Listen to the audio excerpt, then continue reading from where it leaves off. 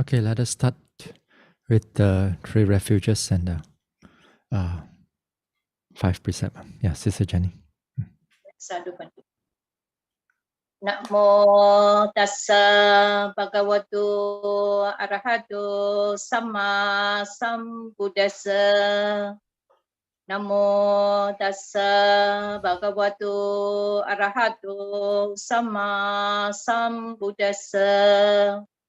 Namo tassa bhagavato arahato sama sambuddhassa. Buddhang saranam gacchami, Dhammang saranam gacchami, Sangham saranam gacchami. Tutiyampi Buddhang saranam gacchami, Tutiyampi Dhammang saranam gacchami, Tutiyampi Sangham saranam gacchami. Tatiyampi Buddham Saranam Gacchami. Tatiyampi Dhammang Saranam Gacchami.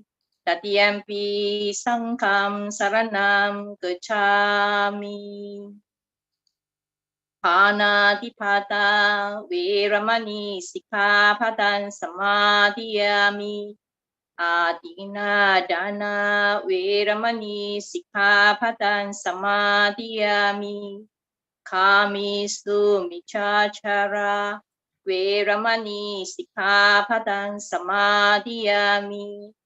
Musawada veramani sikkhapadang samadhiyami. Surami raya macha pamatatana Veramani Sikkhapadang Samadhiyami. Sadhu, sadhu, sadhu.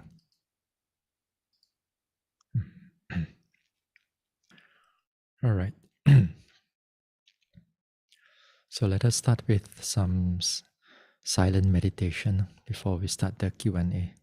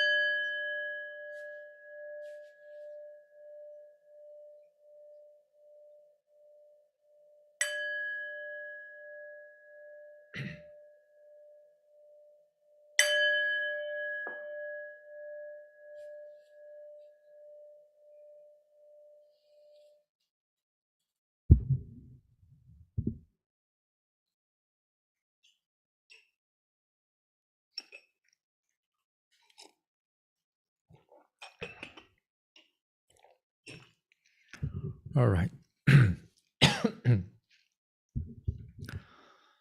So tonight is the Q&A session. Yeah, for those who have not joined us before in the past, then sometimes I have a Q&A session. Last year was like every week on Saturday.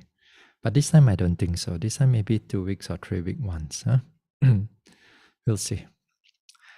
Okay, now we start off with the Q&A, and there's a number of people devotees has sent up the question. Let me go through the question. Yeah. Okay.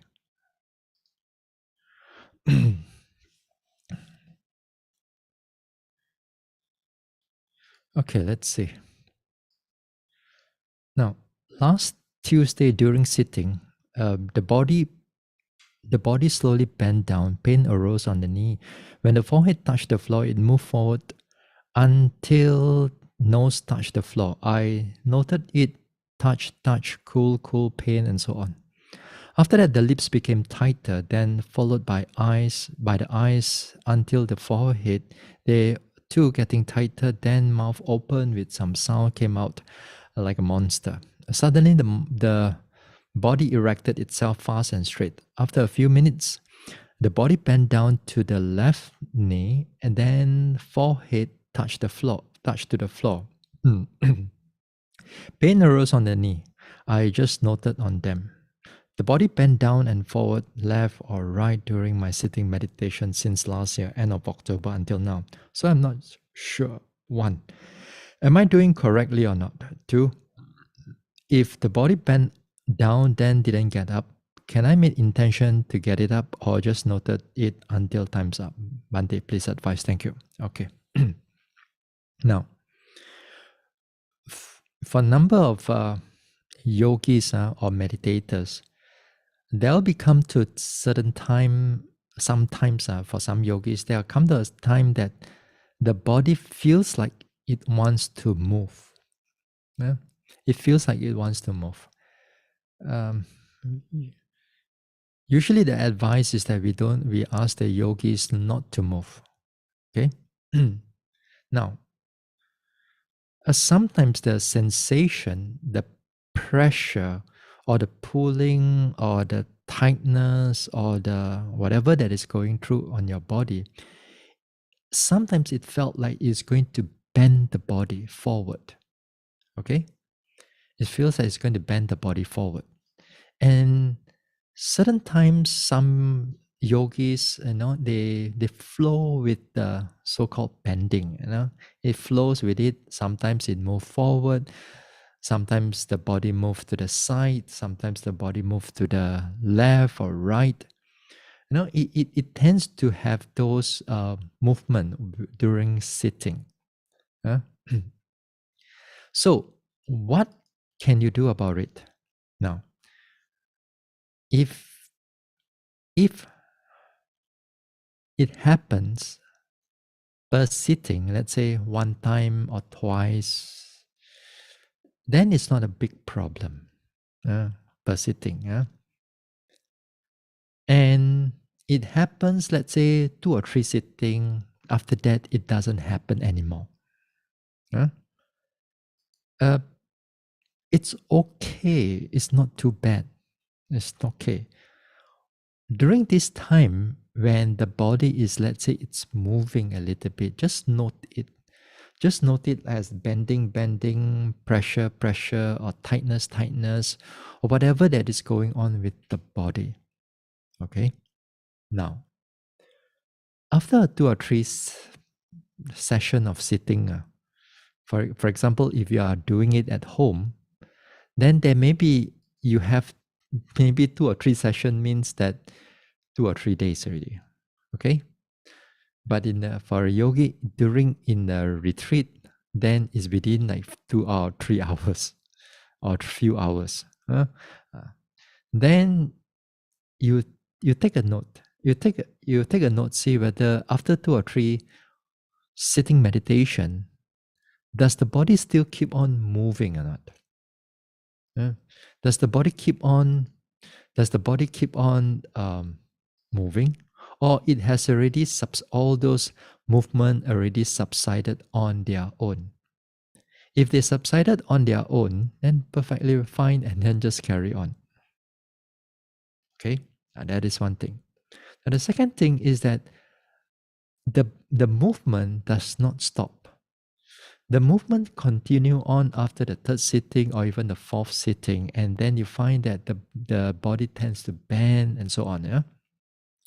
And now during that time, you have to make a strong intention or a determination not to move the body.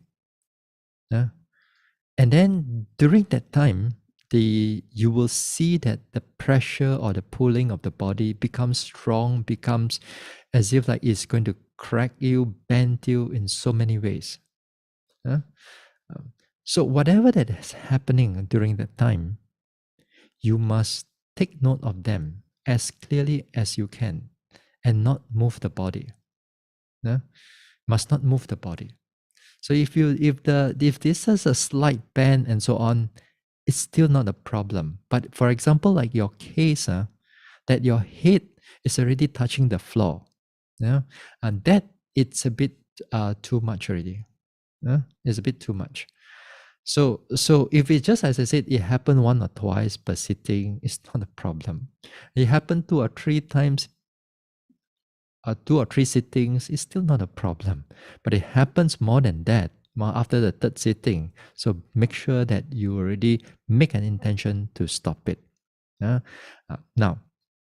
we have to make an intention to stop this movement, because if you don't stop this movement, then that on a Monday we gave the talk on the 10 imperfection of insight, right?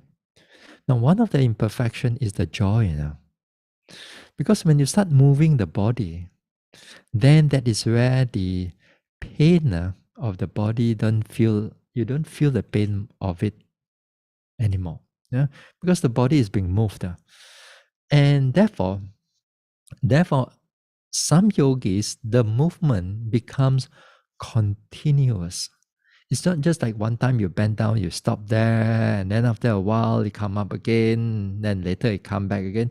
Maybe that one is not so continuous. But for some yogis, the movement, it become continuous. Like you begin to swing to the left, right, forward, backward, and then you sit down, you keep moving already. Then that time, one of the problem is that the more that you swing the body, because it somehow it distress the body a lot. It moves the body, it distress the body, and then not stress, distress, and then you feel the body is become lighter, nice, and so on. Then that is where you begin to delight into it.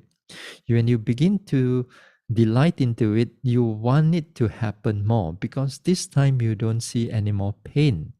So that can be a big problem. Then everybody look at you meditating, you ding ding dang dang, ding ding dang dang here and there, 跳档 and and then you keep on swaying and left and right and so on. And now the problem is that when you sit at home, nobody look at you. You close up in your own room.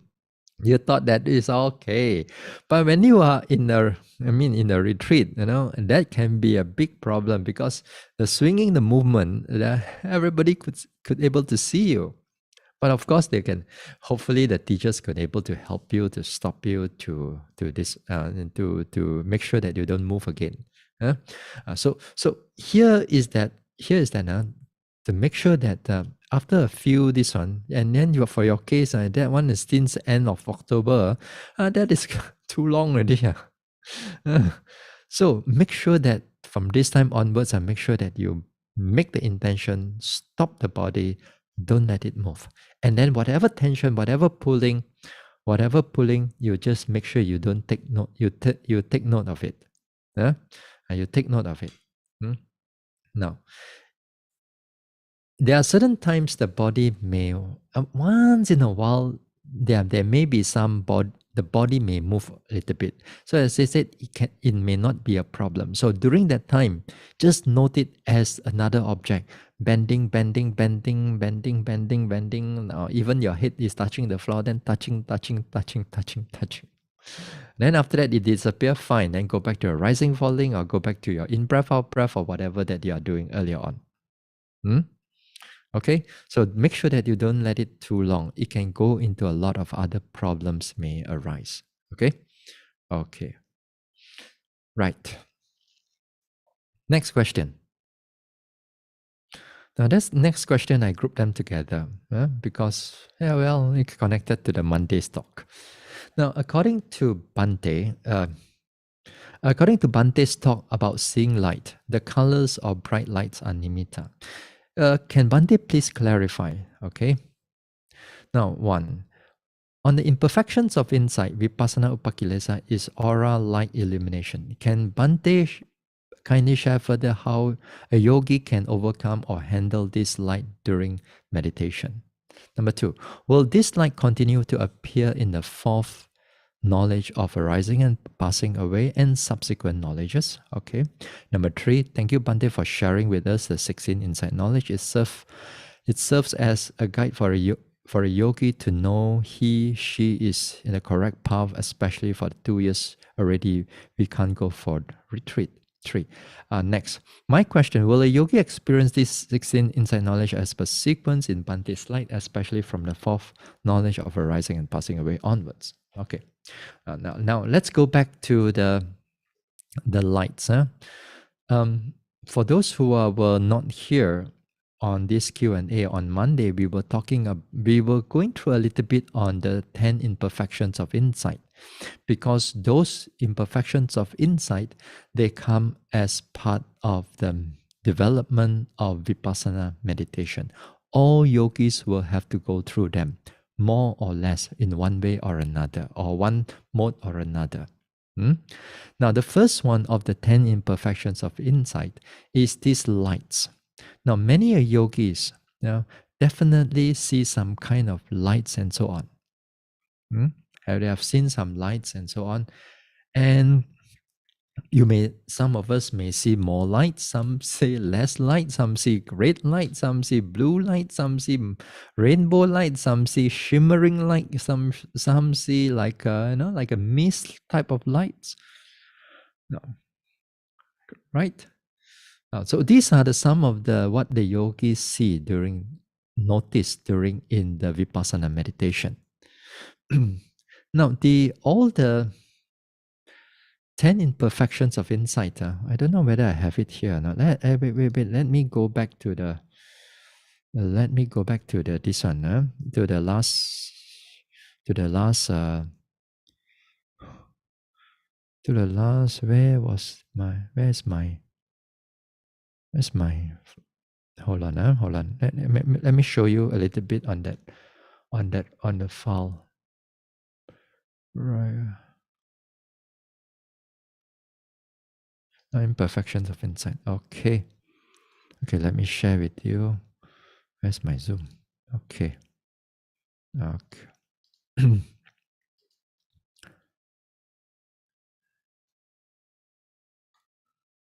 Okay, yeah. Okay, this is something that we wrote about. Now you see there's number 1 to number 10. There's 10 imperfections of insight. Number 1 to number 9, those are not the problem. It's because of number 10, you delight in 1, 2, 3, 4, 5, or 6, 7, 8, 9, 10. And then it becomes a problem. In fact, if you have 1 to 9 in your meditation, and without the number 10, actually it's very good for you. Yeah, it's very good for you. You see, if you have lights arose like in your meditation,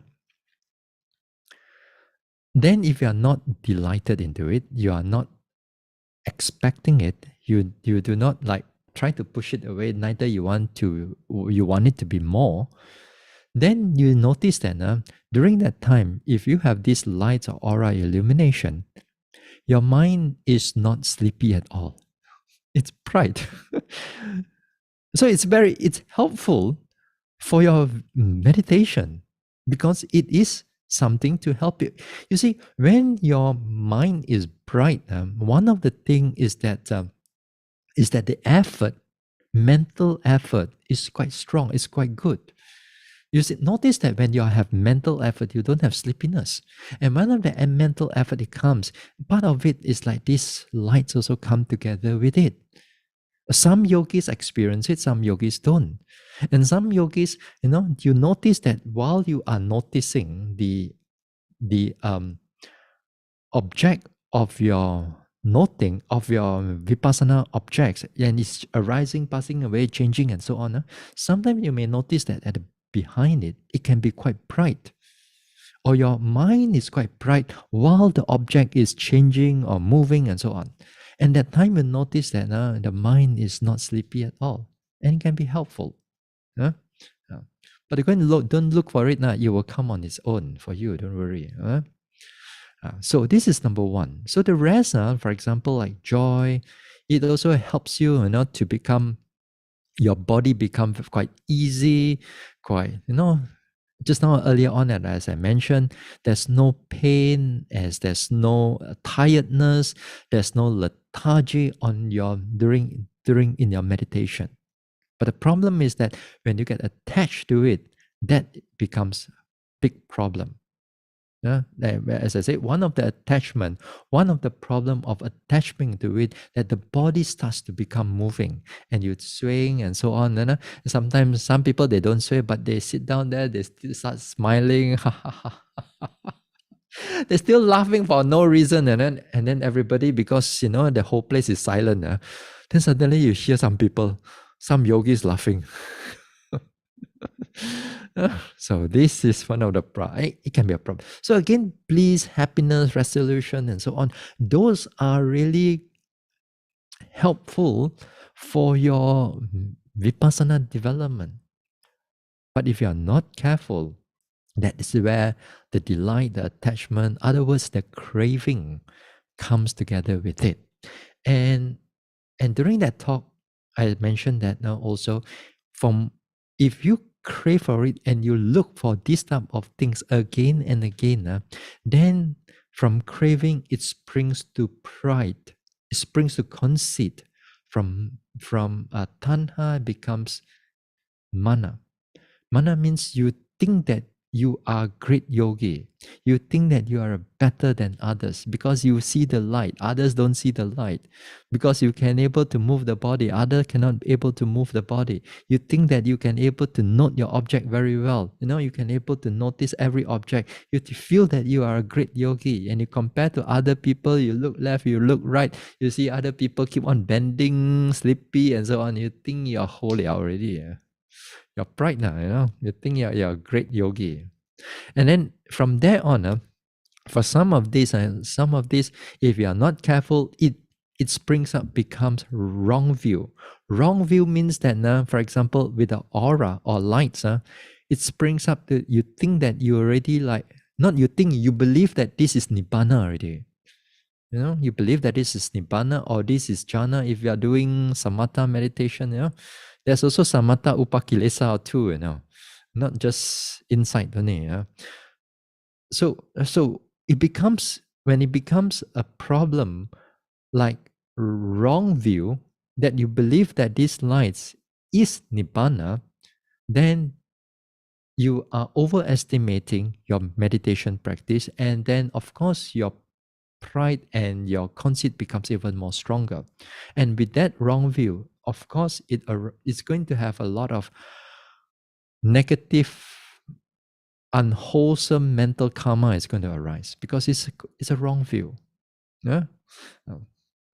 So these things can wreak havoc if you don't cut it right from the beginning. Mhm. So, as I said, 1 to 9, they are not the problem. It's the number 10 that when they become a problem, then yes. Okay. Now, we go back to the question again. Okay. So, hey, stop share. Stop share. Wait. Go back here again. Share. Hey, sorry. Stop sharing. Sorry. Uh,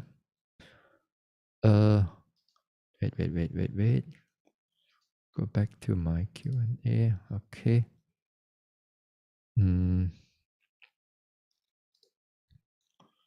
Share. All right. You see the question, right? Okay. Now the question is that how you can able to overcome these lights, and okay, or manage the lights or the aura or the illumination.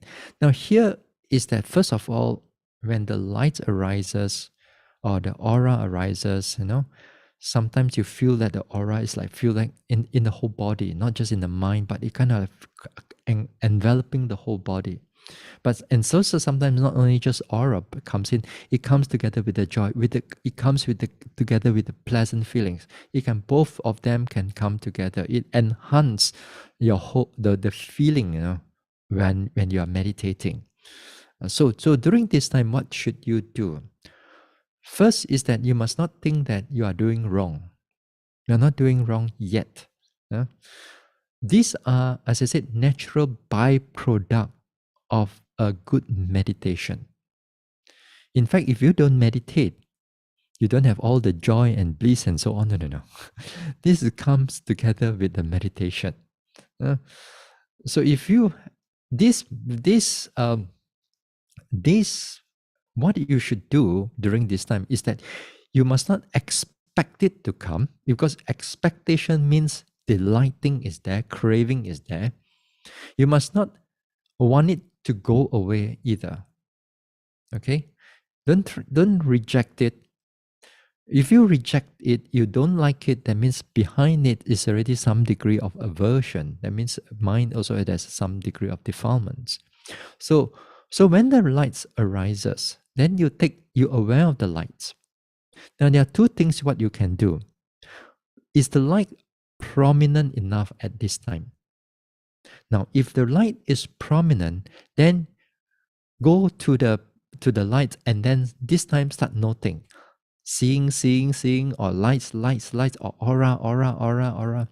And when you notice that, when it's prominent and it stays for some time, now take a look at how it changes. Sometimes the aura becomes small, becomes less. Sometimes it can move a little bit to the body. Sometimes as if like come back to the mind. Sometimes it expanded. Sometimes it contracted. Sometimes it become one pinpoint. Sometimes it disappear. If it disappear, it's not clear anymore. Then back to whatever your main object, your rising, falling, or your in-breath, out-breath, or whatever that you are doing. So during this time, if the object is prominent, if that aura is prominent, pay attention to it. See how it disappears. Sometimes it doesn't disappear. If it stays there for some time, then you find that it's not so, there's nothing much changing. Sometimes the light is just there only, and no activity, nothing, just there. Okay, after you notice some time, then bring back to your rising and falling again. Because if you stay there for too long and you don't start to note your object, then your mind is, your energy, your mindfulness starts to going to drop. And when you start dropping, that means the craving, the desire, the unwholesome state of mind will start going to come up if you are not careful. So the next thing is that if you see the lights, and then another object is more prominent. That means when you notice the rising and falling, or you notice some states of mind rising, passing away, and then you notice that beside it, the lights are there. And if it's not so prominent, if you know that it's there, if it's not so prominent, then just keep on noticing whatever that you are noting. Then it's perfectly all right. So these things, they change, they interchange. Sometimes for some yogis, the lights maybe become brighter, then it dim again, then another object become prominent. It just come and go, come and go. So until all the lights, and then it kind of disappear, and then you just carry on with your job. Sometimes it doesn't disappear for the whole sitting, the next sitting, and the next sitting. Get used to it. As long as you don't attach to it, as long as you don't go and interpret it that this is something great, or this is some inside knowledge, or this is some Nibbana and this and that, but then okay. If you don't go and interpret it so much. Now, a lot of us, sometimes we do not know about the development of the insight, and sometimes I know lah, yogis tend to sit together, talk about their meditation insights and so on. Oh, I know that time I go retreat. Oh, I see this light, that light, red color, blue color, and then the rest of the other friends are sitting around it. Wow, so good. Then other person, and I go to the retreat also. I want to go and meditate. I want to go and see the light. The blind leads the blind and all these things. And then these things, a lot of things happen during. You just be careful when these things happens. So all, as I said, all because of that craving. He wants to attach to it. So this is how you handle it. So you make sure that you don't attach to those things. They are part of the Vipassana thing. Will the light continue to appear in the fourth knowledge of arising and passing away? Now, this light, as I said, this is not a wholesome or unwholesome thing. It's just a natural process of the mind. It can even come for the Arahant also lah. Arahant also can experience bright lights also, but the Arahant doesn't attach to them. Even you are any above fourth knowledge, doesn't mean that it doesn't come. It still come. But if you are a Putu Jhana, although you pass the fourth knowledge of arising and passing away, which is good, yes. But remember that that particular attachment for these type of things, still latent in you. Still latent in you. So be careful. Although you may not attach to it so much as in before the fourth knowledge. Before that, there can be a lot of attachment towards these type of things. So after that, usually you don't have it. Not to say you don't have it, you don't attach to it, because the other objects are much more prominent than the lights. But nevertheless, it may still spring up here and there. Until one is Sotapanna, then one does not affected by all this imperfection anymore. Okay. The next thing is that will yogi experience extended per sequence as well? No. This one, the 16 insight knowledge, for many yogis, they are not clear about them. Although they may be theoretically clear, that means they know all their insight by heart, because they have gone through so many talks already in the past. But when they actually experiencing them, the insights, those insights can be haphazard. There can be mixture here and there, and you really do not know whether you are in this insight or that insight. You agak lah. You estimate yourself lah. Sometimes the yogis, they tend to do that, and that is actually not to say it's no good, but sometimes they become too attached to their own achievement, or they think that they achieve a lot, but actually they are not going very far. Especially, like, for example, talking about the upakilesa thing, they can overestimate their practice. So this insight knowledge may not be very clear to many yogis. Now, there may be some insights may be clearer. Maybe first insight may be a bit clearer because it's a separation between mind and body. Yeah, fourth insight may be a bit clearer. Yes. But the rest of other insights, especially like, After the fourth insight or the sixth or seventh insight, those can be very blur one, or you feel that things are not going very well, but actually you are doing it correctly, due to the nature of dukkha. Yeah? So, but you are going through all the insights. You're going through all the insights. It's just that your real experience and your theory may not coincide together. Yeah? It may not coincide, may not go ngam together. So my advice here is this. Although when we learn about these insights, and some yogis can see them much more clearer, some yogis may not see them that clearly. Now, for all of us, we should not be too attached to the theory. Although right now we talk about it, in the talks we talk about it, but don't too attach to the theory. The theory is to help you, to guide you, to give you a map for enlightenment. Yeah? So don't just go and hold on to the map, then it's not but it's about moment to moment experiencing your object of your meditation. Then if you do that, then the progress will be swift and hopefully be clear to you. Yeah? So you will go through all these 16 insight knowledge, but whether you know it or not, that will be whether you can able to theoretically and reality mix with it or not, that's another thing. Yeah? Okay? All right. Next question. Next question. This is going to be a bit difficult for me to answer for tonight. Bhante, please explain what is appana viticita, absorption consciousness process. Okay. All right. Let's look at it for a little bit.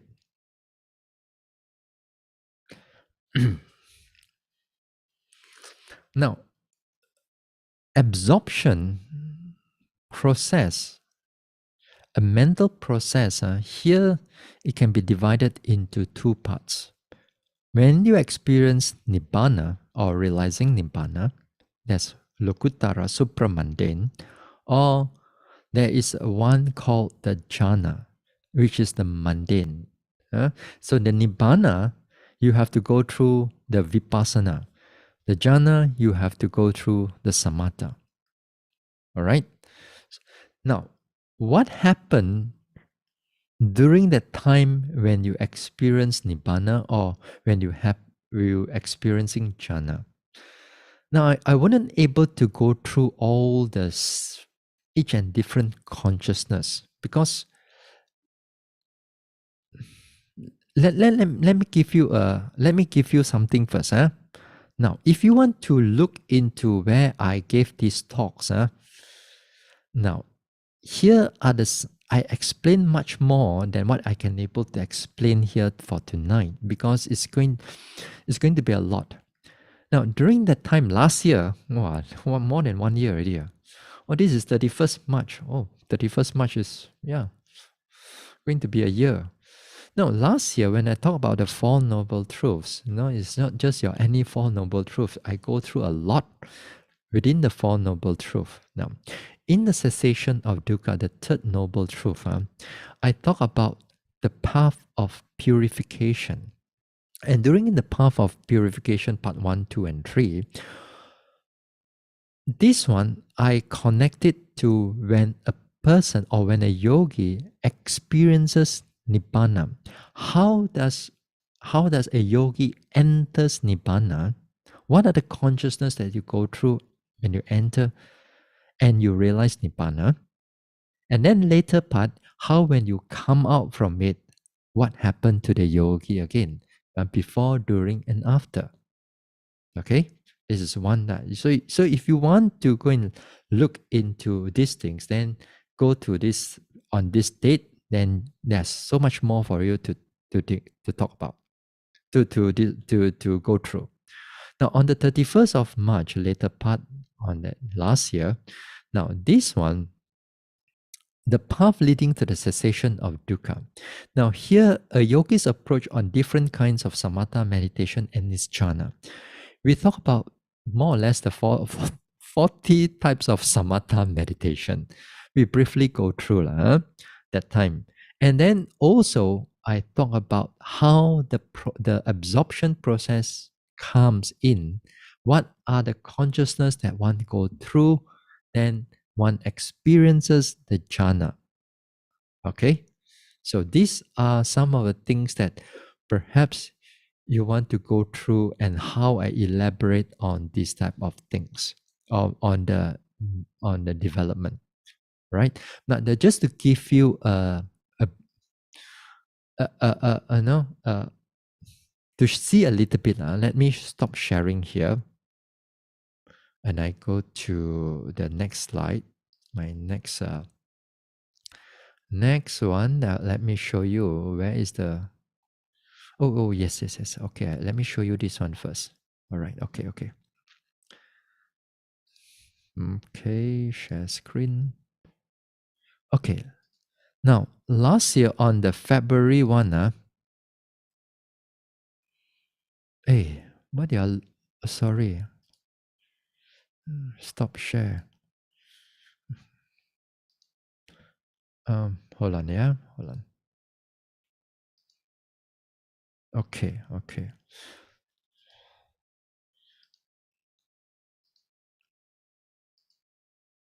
All right. Can you see purification practice? Can What do you all see? Actually,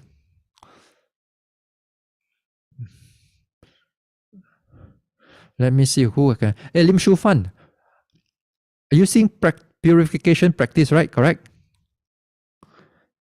If you yes, you put a thumbs up. No. Oh, Sister Hun Ling, what do you see actually right now? Okay. All right. Good. All right. So since you all see, okay. Now, last year I was talking about this thing, purification. What do we mean by a purification, and how does those things are connected to the 16 insight knowledge? All right. This purification here at the Majjhima 24 Ratta Vinita Sutta, they explain the sutta, but in the commentary, they explain it further into different insight. And all these different insight, sometimes people thought that all these are just commentary, but actually all these things are connected back to the sutta. All right. Now, here this one, I of course I expanded it more again further into the 18 principle insight. All right. Now the 18 principle insight is where, for example, let's say knowledge of discerning of mind and matter. In the knowledge of discerning of mind and matter, there are several insight inside it. There are several contemplation or several types of noting within just the first knowledge of the insight knowledge. So it's how we can expand the insight and to look into it in a many different ways. So this year I talked about it last year. Why is it called vision? What is path and not path? What is called a vision of the way? Those things I mentioned about it last year. Now, one of the things also I mentioned is that this one is the appana viti, appana viti chitta. All these things are like you see a V A M P R A C C N C H P. Now, these are all the one consciousness after another consciousness that come and go in a stream, like in a stream like that. For example, when we look at it like in a stream, at the end of that enlightenment stream, then there will be path consciousness and two friction consciousness. So that's why you call Magga and Phala. Okay, so the Magga and Phala sits at the end of that process, of that mental process. Now, this mental process, I talk about it in the talk, but I wouldn't have the time to go through it. Okay, so this one is that like you have a average faculty and a keen faculty. This one doesn't matter. What matter is that this how we can able to reach to the path and fruition also. Yeah? So even we talk about in the Dhamma talk also, we talk about what happened before the V and A. Can y'all see the V and A? Vibrating bhavanga, arresting bhavanga. What happened before that? That that is where what we call the triple gateway to liberation happens during that time. And then what a yogi will go through those things, and then after that, when you mature, this stream of consciousness arise and pass away, a special stream of consciousness arise, pass away, and then you see Nibbana. Okay, this is what I talked about last year for 3 talks. So if you have the time, go through it if you want to. Okay, now we're going to go through another this one for this subject. Okay, stop share. All right, let me share with you another one. Okay. Okay. Hey. Wait.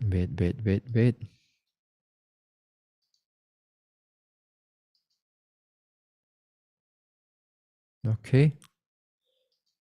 All right. Let me see. Let me go back to the screen sharing. Okay. Hey, how come it didn't come out? Wait, Wait. Okay, you have to go here.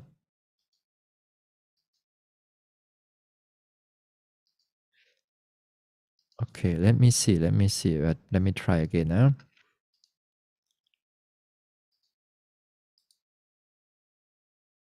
Hey, it doesn't want to come out. Oh, fun, this one.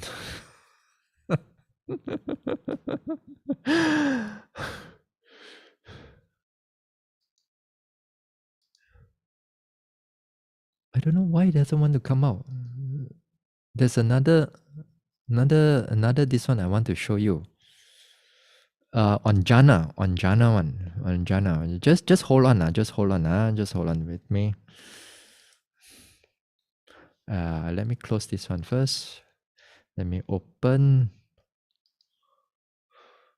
this, and then this one I want to close. Okay, save and close. Save this one. Let me close this one. Let me open again. Okay. 来了. Wait.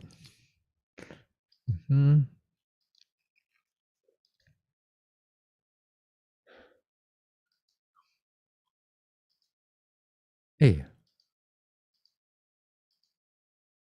Now where's my now where is my yeah, now I come back.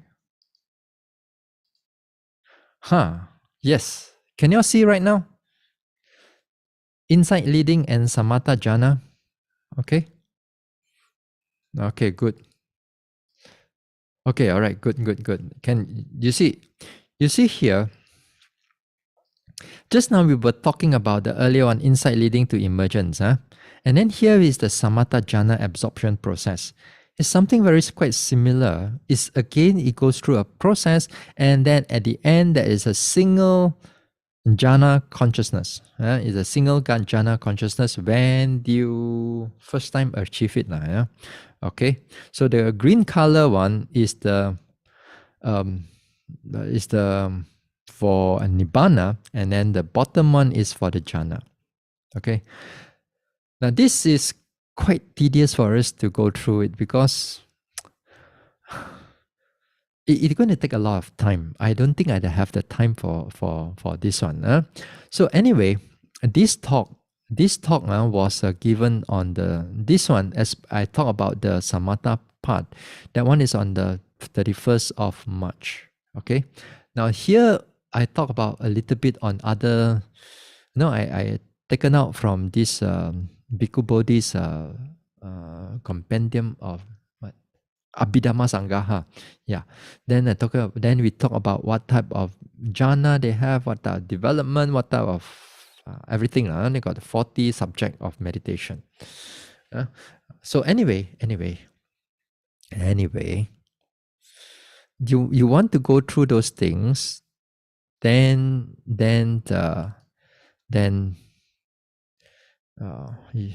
well, let me see. Okay, exit.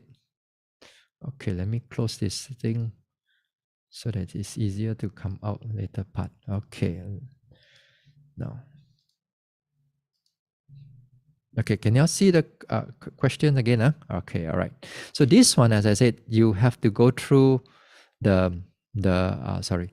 This one you have to go through the talk again to give you the clearer approach to how a process of enlightenment takes place. Okay, next one.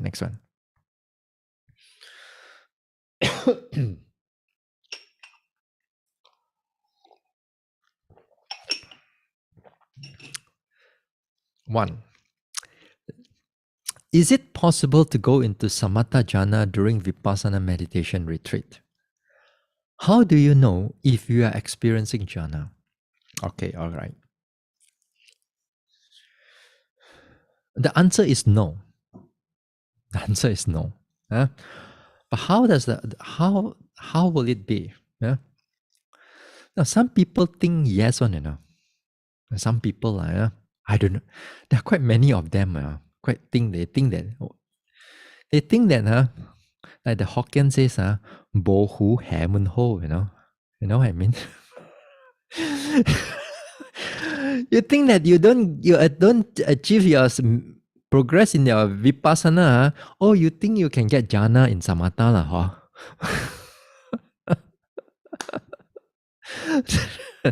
There's no way. No way. Yeah. Now, let me stop this one. Now, when you are doing vipassana meditation, okay, when you're developing vipassana meditation, you are looking into mental and physical processes and you note them again and again, repeatedly noting again and again. You notice them, you notice the pain, you notice everything, and so on and so forth. Okay, so with those things, if your mindfulness and your clarity of mind, your concentration, all those are fine-tuned towards vipassana development. So don't think that now you're going to have anything to do with samatha. If your mindfulness is alert and clear, all right? So this is one thing. You don't expect you plant a mango seed, suddenly you get apple coming out, You won't do that.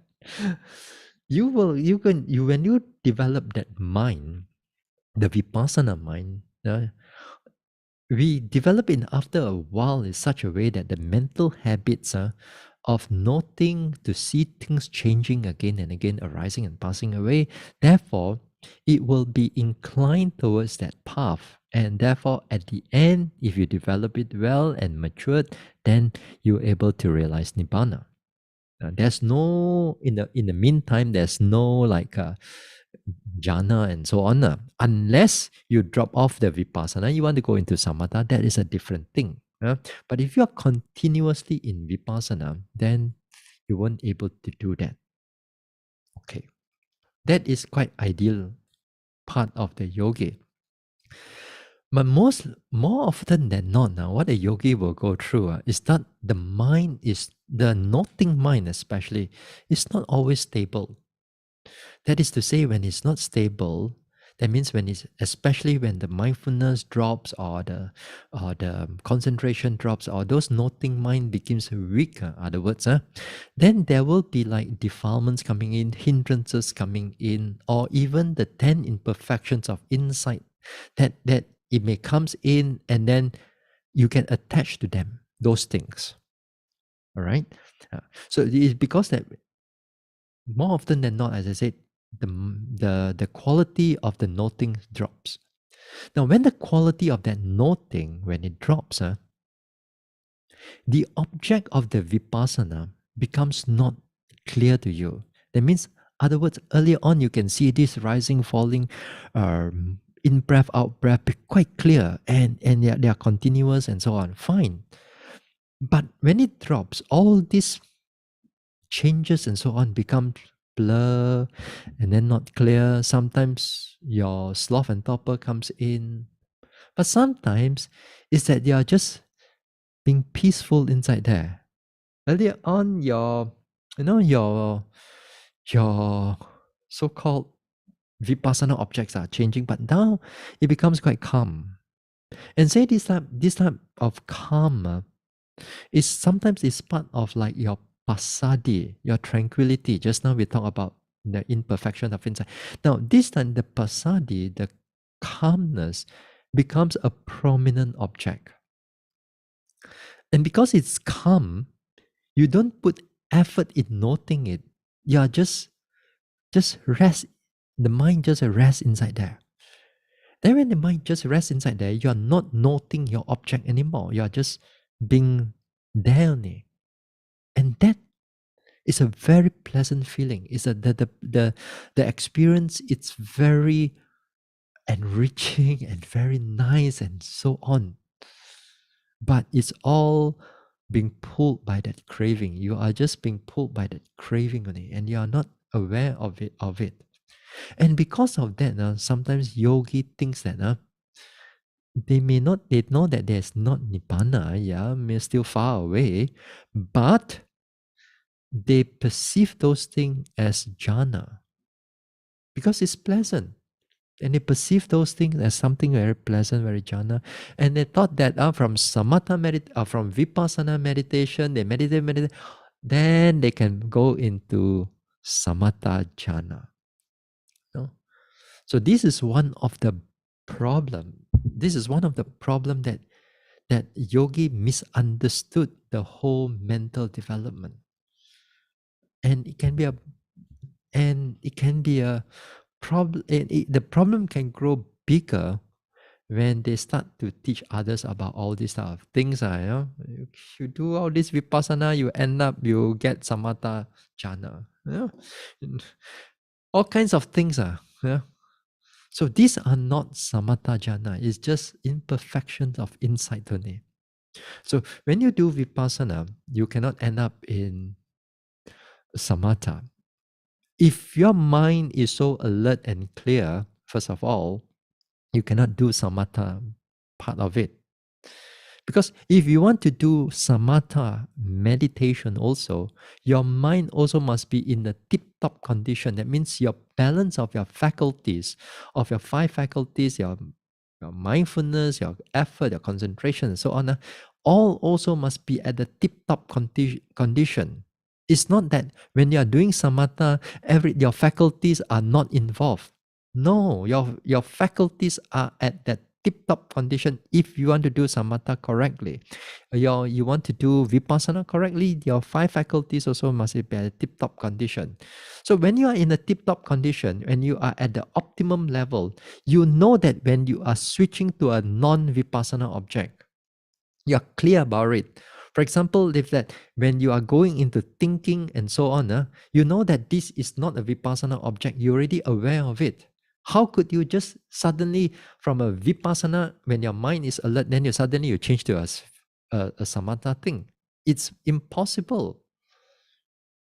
So too when you are a samatha meditator, also the same thing. If you are doing the samatha correctly, clearly, and also you able to progress with the samatha, you cannot just go into vipassana unless you completely want to stop the samatha and you want to redevelop the vipassana, and then it's possible.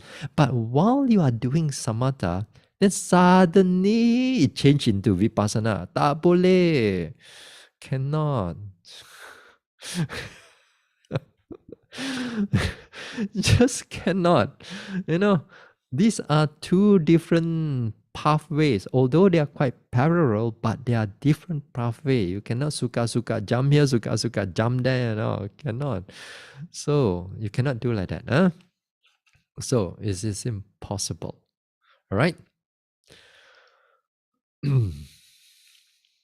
Okay. So now, so you won't able to experience jhana if you are doing vipassana meditation. If you want to experience jhana, then you have to completely, as I said, drop your vipassana meditation. Your mental intent, your mental determination is to develop the samatha meditation. If you develop that samatha meditation, if your vipassana objects to come in, you have to put those vipassana objects aside. Uh, So your mind has to be alert. Now, of course, there are a lot of gray area. But this one is a very, very few yogis and far in between. Now, sometimes these yogis are both fluent in samatha and vipassana. Even if they are fluent in samatha and vipassana, they can change object quite fast. They can change from samatha to vipassana and vipassana to samatha quite fast because they are fluent in this two two um, two meditation part of it. Now, most people you cannot do that. Most people cannot do that. So when they do that, they want to change from one samatha to vipassana or vipassana to samatha. The mind makes a clear determination. At that moment, if they drop the vipassana immediately, they take up the samatha immediately.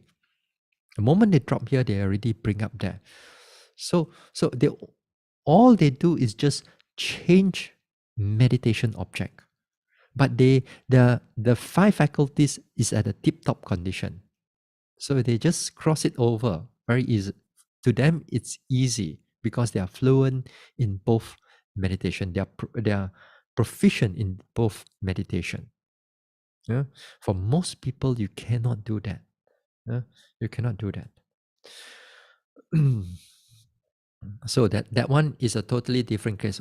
Even with that case, they stop a certain meditation.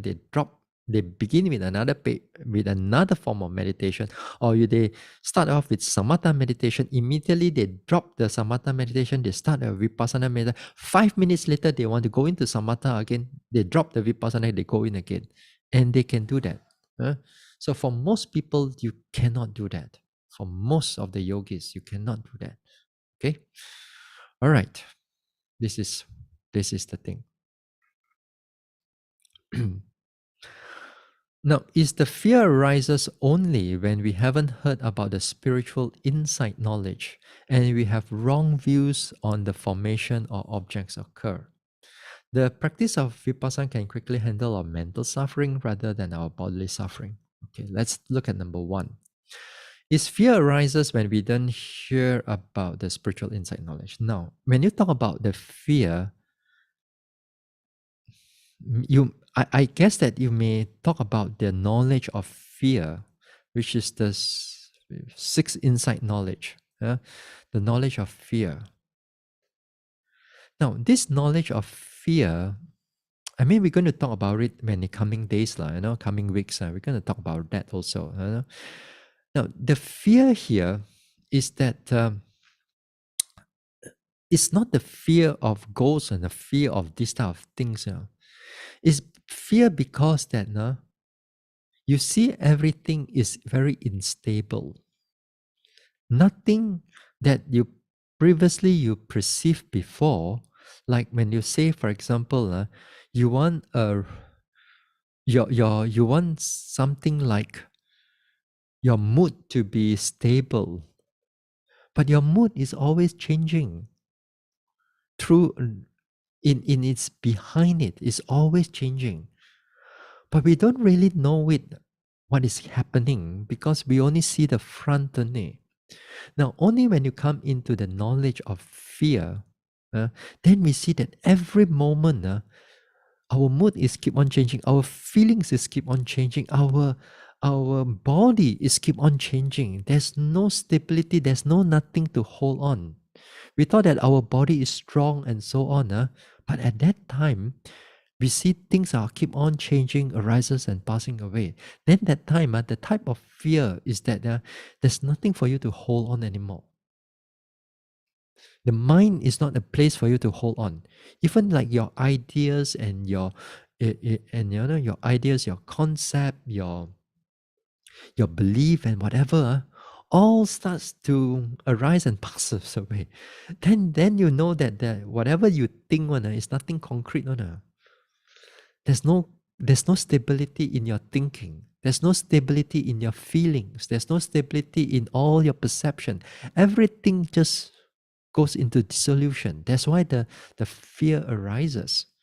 So because of that, we becomes like some yogis becomes have a hard time go through this meditation. And this is part of the extension of the dukkha nupassana. There on the notings on dukkha. It's an extension of dukkha. Okay? So it's not because you have wrong views. It's just because of throughout our samsara, we always perceive things to be stable. uh, We want to find our soulmate life after life. Ha! We want to have a stability in everything. We want to have a stability in our economy, stability in our health, stability in everything. We hold on, whether you realize it or not, we hold on to those things mentally. But when everything is being shaken, is being dropped, is going to dissolution, especially when it comes to the knowledge of fear, then that time sometimes the yogis have a hard time to go through them because their attachment to that stability is quite strong in them. Huh? Okay, all right. Second one. Can the practice of Vipassana can quickly handle our mental suffering than the bodily suffering? Now here is hard to answer your question. Perhaps I may answer it in this way.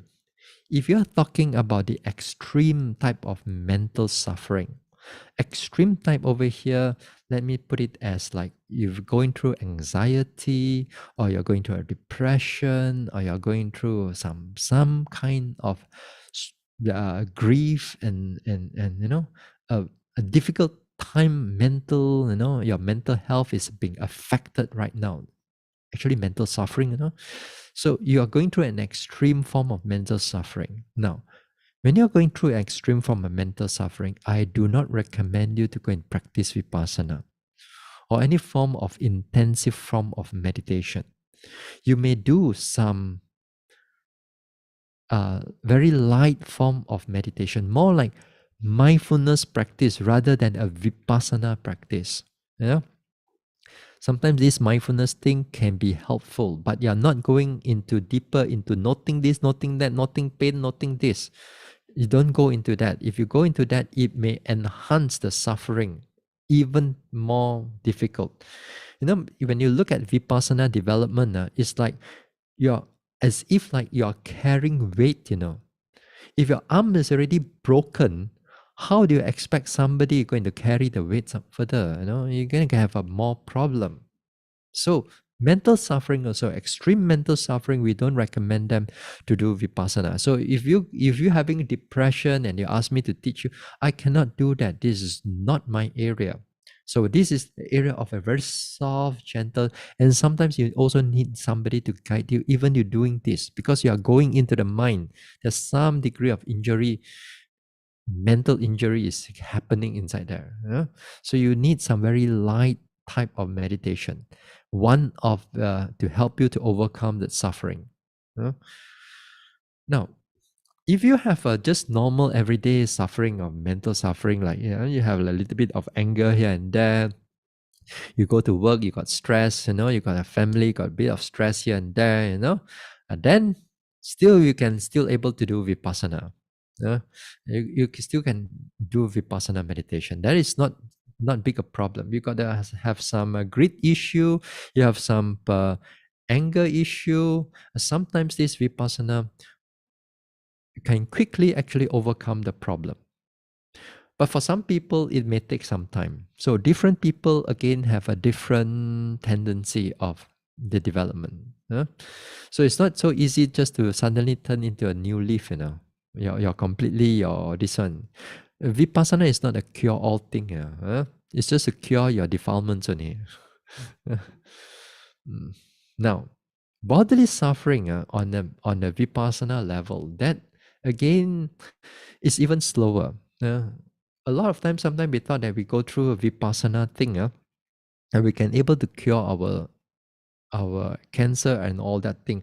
Although there are a few here and there, also actually far in between, that some yogis they thought that vipassana helps them, because like in Dhamma Therapy written by Mahasi Sayadaw, there's a number of cases are there. But there are only a number of cases. But imagine we got millions of, maybe got yogis or millions of meditators. How many of us able to cure our bodily suffering?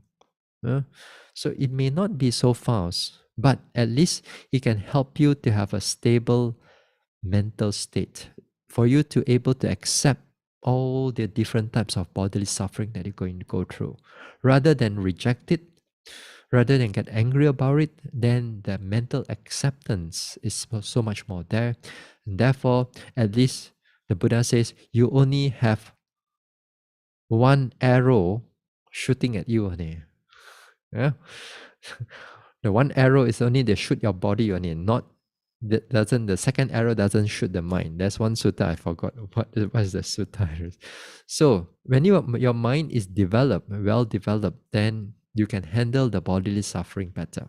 And if you have a mental suffering, you can overcome the mental suffering much more quicker than the bodily suffering. But if you have an extreme one, as I said, if you have a strong mental suffering, then it's not easy. If you have like cancer in the bodily suffering and so on, it's also not that easy. Don't expect that vipassana is a cure-all thing. Talking about since we are in this, I've met with yogis of the past once a while in the twice. They come and practice vipassana, and they're going through certain anger. Oh, sorry, certain cancer.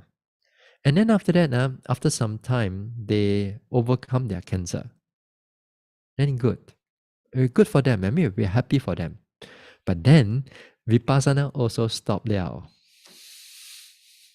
No more. Because they use the Vipassana is just to overcome that bodily suffering. It's not to overcome all the defilements and realization of Nibbana. No, they're not doing they don't want that. And many people do that. Wrong objective. Wrong objective. Anyway, we go to the next question. So it's going to be 10 o'clock. Okay, not too long. The question is long, but the answer is not too long. Am I right to say that we have no choice? None. After understanding the Dhamma, we must strive and strive, effort and more effort until Magapala, as we are still in the, not in the samsara. I think it's samsara, not sasana. Wait.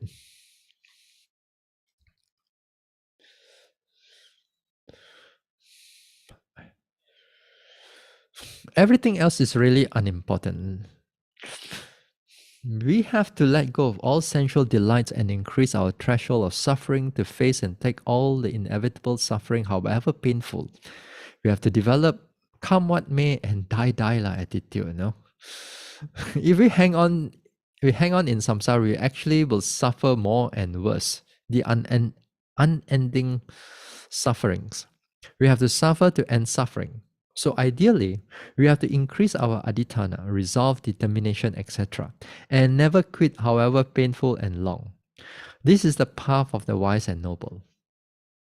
But we are on a different and varying levels of wisdom and capabilities. This is a very difficult and long journey. We have to work together, patiently, wisely, to develop our abilities. Now, how to reach such a high state of determination and motivation and maintaining it? Well, now I praise you for your motivation, But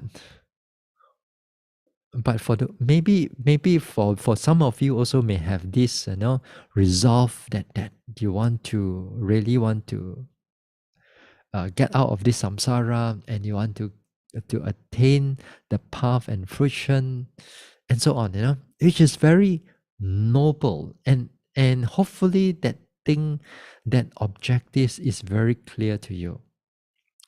Now, as you said that many of us has different capabilities, different understanding, different development, so it's not easy. We have to go through a lot of suffering. Yes, we have to go through a lot of suffering. That suffering, you see what type of suffering that you want to go through. If you want to go through all the worldly suffering, we want to go through all the worldly suffering and you to get some worldly happiness, then the Buddha says that is not so wise. For example, we need to earn money, we need to have a job, a career, a business, and so on.